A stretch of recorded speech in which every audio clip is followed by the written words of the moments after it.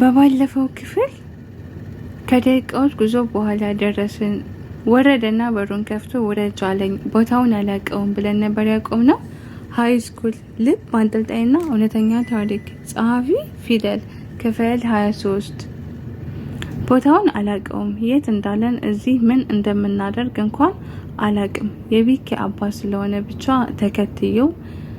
ተከትየዋለሁ። የመኪናውን በር እንደከፈተ ውረጅ ብሎ ዝም ብሎ ተመለከተኝ። እዚህ ድረስ ተከትዬ መጥቼ አልወርድም ብል ጥቅም አልባ ንግግር ነው ብዬ ስመለከት ቀጥ ብዬ ወረድኩኝ። ከመኪናው ጋር ተለጥፌ ቆምኩኝ። የት እንዳለን አላቅም። ከፊት ለፊቴ ሆቴል እንዳለ ብቻ ይታየኛል። ግን ጭር ያለና በዝምታ የተዋጠ ቤት ነው። የመኪናውን በር ዘጋውና መሄድ ጀመረ። እኔ እዛ ቆሜ ቀረሁኝ። ነይ ግቢ አለኝ። ዞር አለ። ግን እዚህ ምን እናደርጋለን አልኩት እንደምንም ተደፋፍሬ። ምን እንዳላደርግሽ ፈርተሽ ነው? እኔ ሰለሞን እኮ ነኝ አለ። የበለጠ አታናጅኝ፣ ክብር እየሰጠሁሽ ነው። የሌለኝን ትዕግስት አታስጨርሽኝ አለኝ ጭምድድ ባለፊት። በፈጣሪ ስም ቀይ ስለሆነ ትንሽ በተናደደ ቁጥር ፊቱ እንደ ቲማቲም ይቀላል፣ ግንባሩ ይጨማደዳል። ብቻ በጣም ነው የሚያስፈራራው። ምን ነው ባልተናገርኩ እንድል አደረገኝ። ተጨማሪ ቃላት ሳላባክን ተከትዬው ወደ ውስጥ ገባሁኝ። የሚገርማችሁ ሌሎች ቦታ ካየኋቸው በላይ የሆነ ክብርና ገና ክብር ማየት ጀመርኩኝ። ገና ክብር ቆም ያለ ሞቅ ያለ ሰላምታ፣ ጎንበስ ቀና የበዛበት መስተንግዶ፣ ብቻ ብዙ ነገር። የዛኔ የምር አልቻልኩኝም። ሀብታሞች እንዲህ ነው የሚኖሩት እንድል አደረገኝ። በዛውም ደግሞ ከባለ ስልጣን ልጅ ጋር ማን ፍቅር ውስጥ ግቢ ያለሽ እያልኩኝ ራሴን መውቀስ ጀመርኩኝ። ወዲያውኑ ደግሞ መልሼ በዚህ ልክ የሀብታም ልጅ ሆኖ እኛ ትምህርት ቤት ማን ግባ አለው እያልኩኝ ጥፋቱን ወደ ቢኪ አዞረዋለሁኝ። ጨዋታው ቀጠለ። ለብቻችን ተቀመጥን። አስተናጋጁ ቀጥ ብሎ አይቶት አንድ እጁን ከፍ አደረገ። መዳፎቹን ዘርግቶ አጠፋቸው። ወዲያውኑ አስተናጋጁ ጎንበስ ብሎ ተመልሶ ሄደ። ሁሉንም ነገር ለበጎ ነው ይላል። ምን አልባት ይህንን ህይወት ሊያሳየኝ ነው እንዴ ብዬ በሆዴ እያወራሁኝ ብቻዬን እስቃለሁ። እሺ እንቀጥል አለኝ። ምን ማለቴ? እሺ አልኩት። ከገባሁበት የልጅ ቀልድ ለመውጣት እየታገልኩኝ። አውቃለሁኝ አንተዋወቅም፣ ቁጭ ብለን ለማውራትም ገና ነን። ግን ስለ ቢኪ በደንብ እንድታውቂልኝ እፈልጋለሁ። እኔ ክፉ ሁኜ አይደለም፣ ግን ልጅን ይነጥቁኛል ብዬ እፈራለሁኝ። አንቺ ስለሱ ምን ታውቂያለሽ? አእምሮ ተውቦ ልዑል ሆኖ የምታየውን በረከት ነው የምታውቂው። ተሳሳትኩ አለኝ። ከላይ የለበሰውን ኮት እያወለቀ ወንበር ላይ እያስቀመጠ ቃል ማውጣት አልቻልኩኝም። ቃል ማውጣት አቃተኝ መሰለኝ። በአዎንታ ብቻ አንገቴን እየነቀነቅኩኝ እሺ ለማንኛውም እዚህ ያመጣሁሽ እንድናወራ ስለፈለኩ ብቻ ነው። አሁን ላይ አንቺ ፍቅር ውስጥ የከተትሽው በረከት ማለቴ እኔና ባለቤቴ ብዙ ያየንበት፣ ብዙ ያጣንበት፣ ብዙ ያገኘንበት ልጃችን ነው። ከኔ ጋር ብዙ ባንግባባም አለምዬ ብዙ ነገር እንደምታውቅ ነግራኛለች። እና አሁን ያሉት ማንኛውም ነገር ድሮ ላይ አልነበረም። እኔና እናቴ አለምዬን ማለቴ ነው ከቤት ስንጠፋ አንድ ነገር አልነበረንም። ገና ልጅ እያለን ነው በፍቅር የወደቅ ነው። ቤተሰቦቻችን በከባዱ ሲያፈላልጉን ሁሉንም ለመቻል ወሰንን። ከቤት ጠፋን። ሁለታችንም ባለንበት ሁኔታ ተበታተንን። ስራ ለመስራት ሞከርን።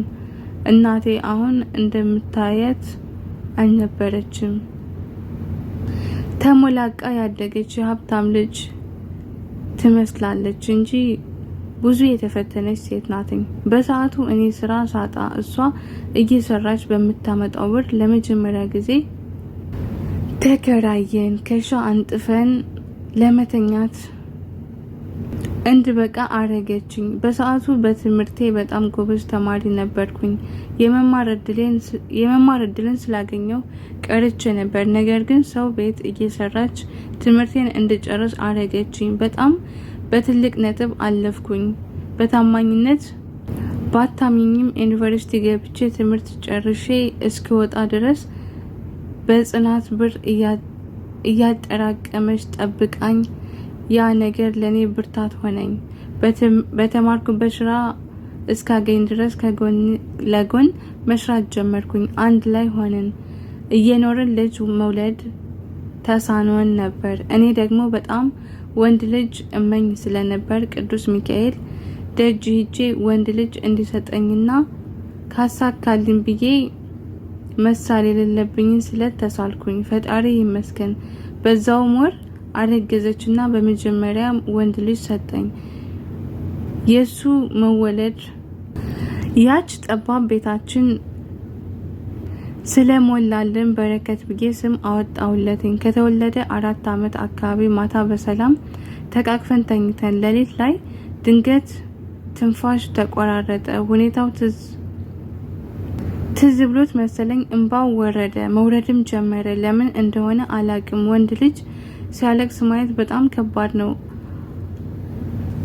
አባት የለኝም፣ ግን አባትነትን በደንብ አነበብኩበት። ለካ ልክ እንደዚህ ቀድሞ ምን አለ አባት ቢኖረኝና የአባትነትን ፍቅር ባየው ብዬ ተመኘሁኝ። ለካ አባት አለኝ። አንዱ አባቴ ልጁን ይክዳል፣ አንዱ ለልጁ እንባን ያፈሳል። ህይወት ተቃራኒ ናት። ምን ማለት እንዳለብኝም ስለማላቅ አፌ ላይ የመጣልኝን ዋናውን አሁን ላይ ከጎንህ ነው ለምን ታለቅሳለህ ብዬ ታሪኩን እንዲቀጥልልኝ ሰፍ ብዬ መጠበቅ ጀመርኩኝ።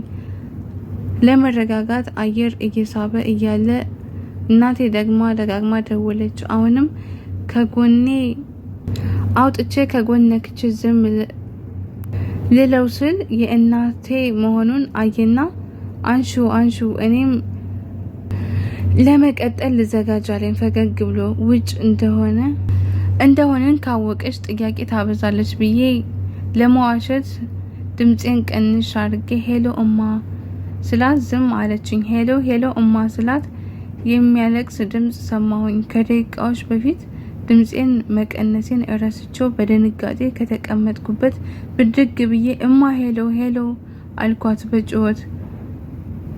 ምንነቱንም ያላወቀ የቤኪ አባት ከኔ እኩል ከተቀመጠበት ተነስቶ ያየኛል።